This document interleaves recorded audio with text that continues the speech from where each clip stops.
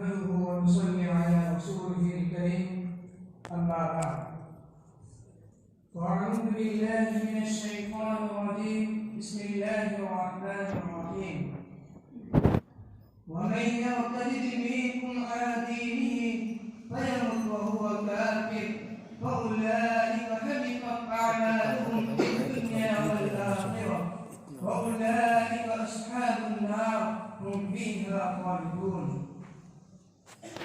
حضرات حکم، معزز اساتذہ کرام اور کنگستان جامعہ کے نوجوانوں، یہ بات کسی دانشمند سے مخفی نہیں ہے کہ ہم جس دور میں زندگی گزار رہے ہیں وہ ایک بہت ہی مہلک اور فتنوں کا دور ہے۔ یہاں ہر دن کوئی نہ کوئی فتنہ ضرور جنم لیتا ہے۔ ان دردوز فتنوں میں سے ایک فتنہ وہ بھی ہے جس کی خبر رسول اکرم صلی اللہ علیہ وسلم نے ایک الفاظ میں دی تھی: یصبح الرجل فیہا مؤمنا ویمسی کافرا او یمسی مؤمنا ویصبح کافرا، جس میں امت کو ڈرایا گیا ہے کہ ایمان لیوا فتنہ اس قدر خطرناک ہوگا کہ صبح اپنے پیمانے پر ایمان سے لبریز پانے والا شخص شام کو اس سے دست ہو چکا ہوگا، اور رات کو با ایمان سونے والا مسلمان صبح بے ایمان ہو کر اٹھے گا۔ جی ہاں، دن تو دن رات کی نیند کی فتنوں سے خالی نہیں۔ یہی تو وجہ ہے کہ معصوم دعاؤں نے جہاں چلتے پھرتے اٹھتے بیٹھتے ایمان کے سر ہو جانے سے حفاظت کی دعا کی گئی ہے۔ وہی اللہ سے مانگنا بھی سکھایا گیا ہے کہ اللہ سونے کی حالت میں ایمان کے سر ہو جانے سے ہماری حفاظت فرما۔ اللہم احفظنی بالاسلام قائما واحفظنی بالاسلام قاعدا واحفظنی بالاسلام راقدا ولا تشمت بی عدوا ولا حاسدا۔ وہ ایمان سوز فتنہ ارتداد کا ہے جو مسلم معاشرے میں تعاون کی طرف پھیل گیا ہے۔ حالانکہ خیر القرون سے عصر حاضر تک کے جمہور علماء کا قرآن و حدیث کی روشنی میں اتفاق ہے کہ مرتد کو قتل کیا جائے گا اگر وہ توبہ کر کے دوبارہ اسلام میں واپس آنے کے لیے تیار نہیں ہے۔ چنانچہ قرآن کریم میں بنی اسرائیل کے مرتدین کے لیے بھی قتل کا حکم ہوا ہے۔ ارشاد باری تعالیٰ ہے: فَتُوبُوا إِلَىٰ بَارِئِكُمْ فَاقْتُلُوا أَنفُسَكُمْ۔ حدیث پاک ہے: مَنْ بَدَّلَ دِینَهُ فَاقْتُلُوهُ، اور ایک اور حدیث نبی میں ہے: مَنْ غَيَّرَ دِینَهُ فَاضْرِبُوا عُنُقَهُ۔ محترم سامعین، اس تباہکن اور سنگین گناہ سے بچنے اور اپنے بھائیوں اور بہنوں کو بچانے کے لیے ہمیں چاہیے کہ حکمت و بصیرت کے ساتھ کچھ تدابیر اختیار کریں تاکہ دشمن اپنے ناکار عزائم میں کامیاب نہ ہو سکے۔ سب سے پہلے یہ کہ اللہ کے گھر یعنی مساجد سے اپنا خصوصی تعلق رکھے، علماء کرام اور عوام کے درمیان رشتہ کو اور مضبوط بنانے کی کوشش کرے، اسکولوں اور کالجوں میں زیر تعلیم بچوں کی دینی تعلیم کی فکر کریں۔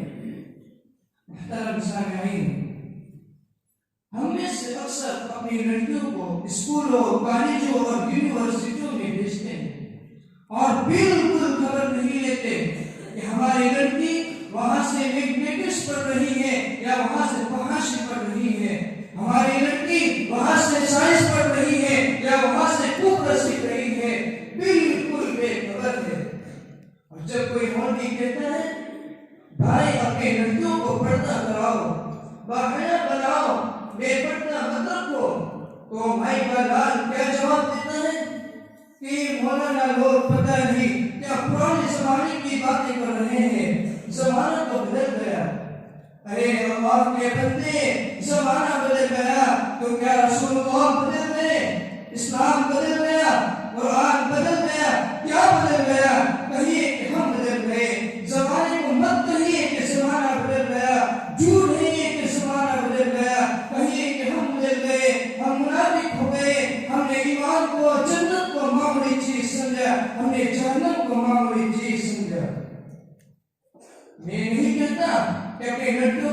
بڑھاؤ۔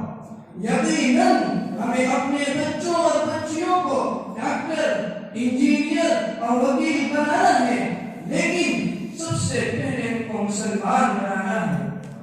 اسلام کے بنیادی ارکان کے ساتھ ساتھ ہی نبی کریم صلی اللہ علیہ وسلم کی سیرت اور اسلامی تاریخ سے ان کو ضرور روشناس کرائے۔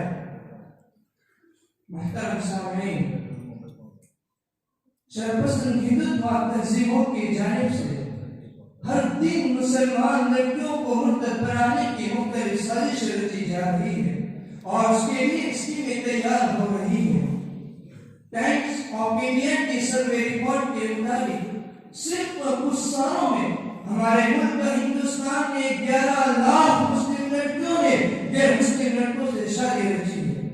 اس سلسلے میں بہت سے دل دوز اور دل خراش واقعات اخبار کی زینت کرتے رہتے ہیں اور اس سے میرے دینی بھائیوں ایک سچے مسلمان کا دل کا رہتا ہے۔ مرتد ہونے والی لڑکیوں کی حالت بقول شاعر ایسی ہو جاتی ہے کہ نہیں خدا ملا نہیں مثال سنم، نہیں خدا ملا نہیں مثال سنم، نہ ادھر کے رہے نہ ادھر کے رہے۔ محترم سامعین، آئیے اخیر میں اس کے اسباب و علاج پر بھی ایک نظر ڈالتے چلیں۔ ابتداء کے من جملہ اسباب میں کہ جہالت، بے دلی، ٹی وی اور موبائل کا بڑھتا ہوا رواج اور لڑکیوں کی وقت پر شادی نہ کرنا ہے۔ محترم سامعین، اس فتنہ ابتداء کی بہتری کے لیے ایک حلول کو اپنانا مفید ثابت ہوگا۔ سب سے پہلے یہ کہ اسلامی قوانین کے مطابق مسلمان بچوں کو پردے کا پابند بنایا جائے، صحیح دینی تعلیم اور عمدہ تربیت کا انتظام کریں۔ روزانہ گھروں میں تمام افراد کی موجودگی میں درود شریف کی محفل سجائے تاکہ اللہ اور اس کے رسول کی محبت ہمارے دلوں میں پیدا ہو۔ حد بلوغت کے بعد جلدی شادی کا اہتمام کریں۔ یہ چند طریقے ہیں جو میں نے آپ کے سامنے بیان کیے۔ اس کے علاوہ حالت و زمانے کے لحاظ سے جو بھی قدر مناسب ہو علماء کرام اسے عمل میں لائے اور اس کے سچے کام کے لیے تال میل کے ساتھ انتہائی منظم طور پر اس آندھی کو روکنے کی ہم سب کوشش کریں۔ اللہ تعالی ہمارے ماں بہنوں کا تمام امت مسلمہ کے دین و ایمان کی حفاظت فرمائے اور ابتدا سے بچائے رکھے۔ وآخر دعوانا الحمد